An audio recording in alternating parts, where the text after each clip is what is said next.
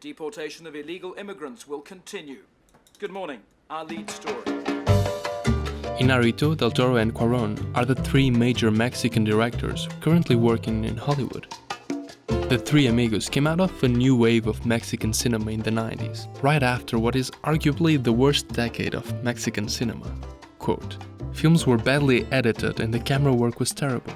The films were shot in 3 weeks and earned millions of dollars because they depicted nude women and emphasized profanity and bad jokes." Casa del Señor Romani? It was tough going for young Mexican filmmakers who had to be creative to find a way into the film business. I did a 3-year stint in a TV series that was called Hora Marcada. That it was some sort of Twilight Zone. We used to call it the Toilet Zone because of the budget. Chivo, Emmanuel Lubezki, did a bunch of them. Alfonso Cuarón and the great Emmanuel Lubezki joined forces to break away from tradition with their first feature.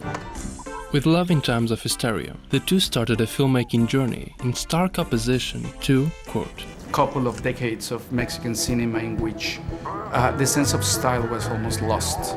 I really wanted to get into the nuts and bolts of filmmaking, in the sense of going all the way not to use reality for your film, but to transform reality and transform everything through the camera and through montage. With the film collaboration that started in 1991, Cuarón and Lubezki developed an almost symbiotic relationship. Looking at this partnership in light of drugs, crime, rapists, one question came to my mind. How can this director-DP combo use the medium of film to create a new understanding of the disenfranchised? One answer is in the title, The Long Take. By keeping the camera rolling without edits, a director is creating an unbroken relationship with the different spaces on screen, uniting them in some way. The long take creates the illusion of a journey that is broken the moment this happens. In their third collaboration, the two worked on a movie about a disenfranchised character, one of Dickens' many orphans. By Cuarón's account, the experience wasn't the best. That is a film that I should have not done. I mean, it's as simple as that. No, because I love David Lean's Great Expectations. Well, that's part of the problem. My father's family name being Philip. The movie does fall short of David Lean's masterpiece by about a mile or two, but it still manages to be original in at least one respect. Lean placed the camera on different vantage points, so in a shot like this, instead of identifying with the protagonist, we are looking at the scene from a Stella's perspective. Cuarón and Lubezki, however, found a way to flesh out the main character by choosing to tell the story of Finn from Finn's point of view. Because he is passive for the majority of the movie, it made sense that when he sees, with each shot placement and with every camera move, we as spectators see with him and become linked with his point of view.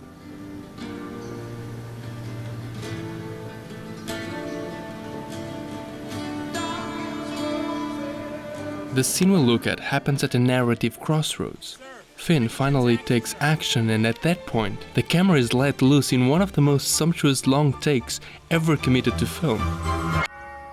But before that analysis, here's some important context. Finn is poor. Oh, it's the gardener. He recently found financial and professional success, and is now having his first exhibit. The man who raised him shows up for a visit, but he obviously doesn't belong here. The thing about growing up poor is that even when you're doing well, your relationship with money and status will always remain a big part of who you are. The different locations in the film are tied with different economic strata, so when Joe leaves the art gallery and goes to the street, he's effectively trading the place of the rich for the home of the poor. it's work. Now back to that long take. The camera starts rolling in the streets, goes to a fancy party, returns to the streets, goes to a fancy restaurant and back to the streets again. Every time the camera moves from one set to the next, it crosses a border. When it enters the party, it starts showing that Finn's dreams of riches are now turning to a sort of nightmarish decadence. The way the camera works is similar to one of the first shots of Peter Greenaway's The Cook, the Thief, His Wife and Her Lover, a traveling sequence that goes from the bottom of the social ladder to its very top. Sorry, Miss Town. Now I can introduce you to... Oh, sorry. It's all about relationships, isn't it?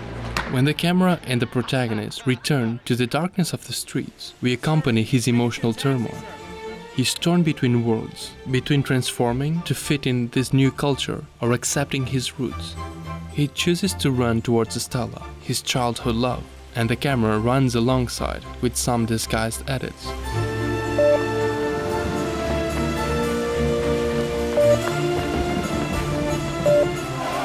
He finally steps into the restaurant, another place he'd never dreamed of entering until just a few months ago. When he gets near the table and asks Stella for a dance. Would you like to dance? Now it's in his own terms. In the past, he was made to dance with her for the entertainment of an old rich lady. Starting when he was a child until he was well into his teens.